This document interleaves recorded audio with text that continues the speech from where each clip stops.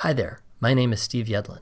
I'm a cinematographer and I shot this demo to compare 35mm film and ARRI's digital camera, the Alexa, each under some selected lighting conditions, samples from the many varied, nuanced, and challenging situations that can come up in motion photography. This demo is different from some other head-to-head tests that I know of for a few reasons.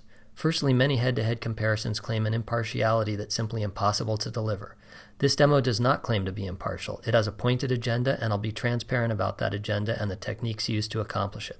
More on that later. Secondly, many format tests are built upon an intuitive certainty that the formats being compared each have an inherent look, and that the very purpose of the test is to find out what that look is.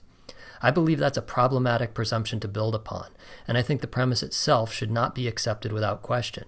I think a more likely model, which I'll actually put to the test rather than presume, is to think of the camera merely as a data collection device, and the so-called look comes only from how the data is prepared for viewing. The manufacturer's recommendation on that preparation is just one of many options for the look and is not an inherent attribute of the capture device.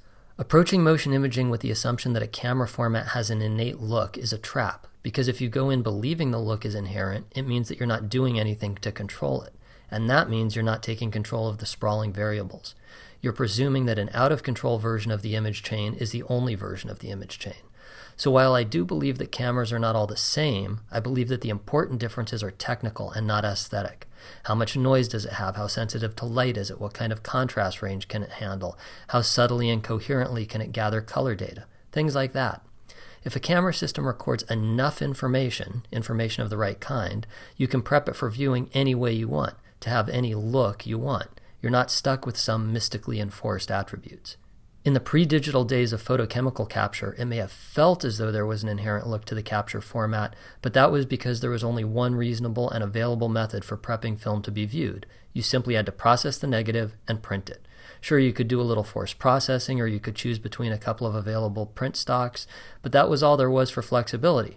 For the most part, the available paths for prepping it for viewing were so narrow as to give the impression that the whole image chain had an unalterable look.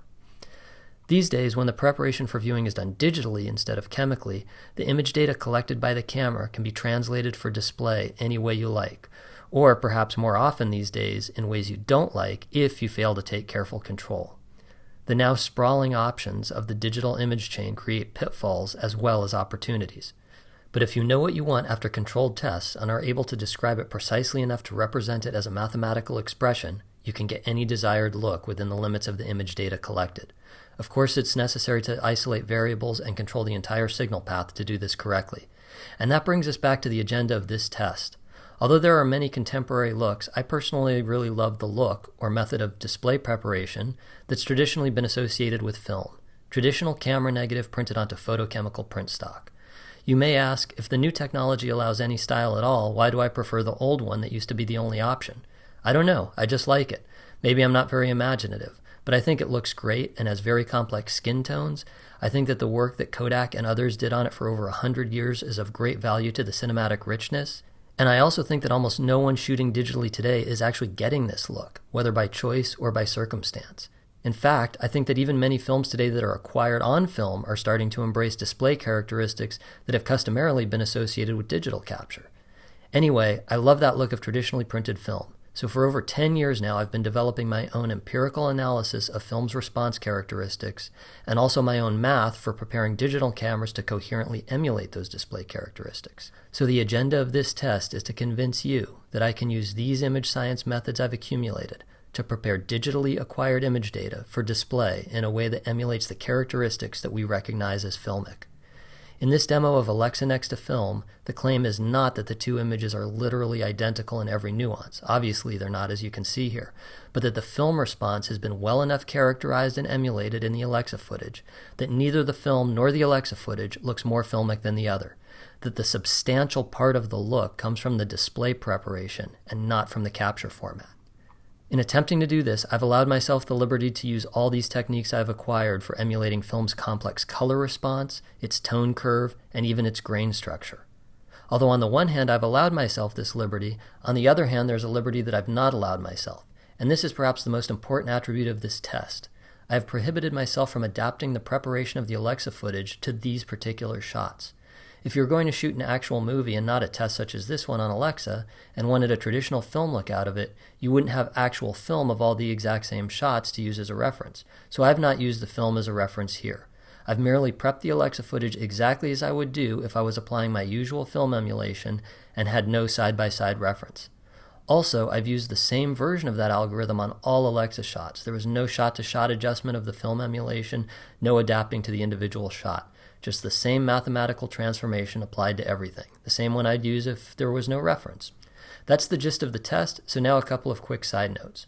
Firstly, since you're actually viewing the film footage digitally and not as a traditional print, the film itself, sort of like the Alexa, has also been prepped for viewing to simulate as well as possible how it would have looked if it had been printed traditionally.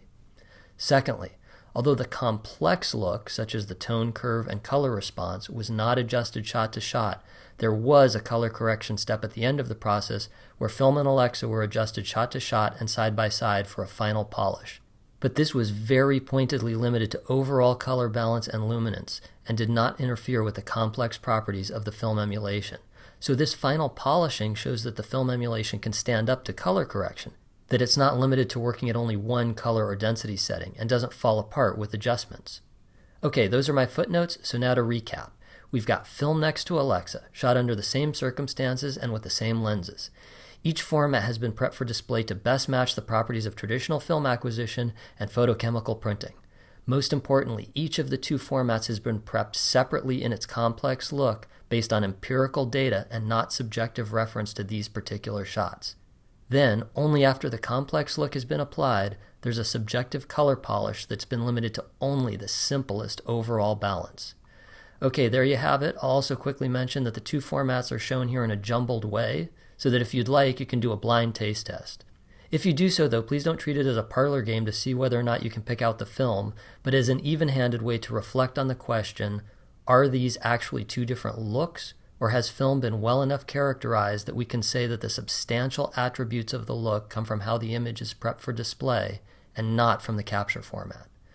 Now that you've watched the comparison with me talking nonstop, I suggest that you turn the sound off and re-watch it silently with all your attention on the image. Thanks for watching.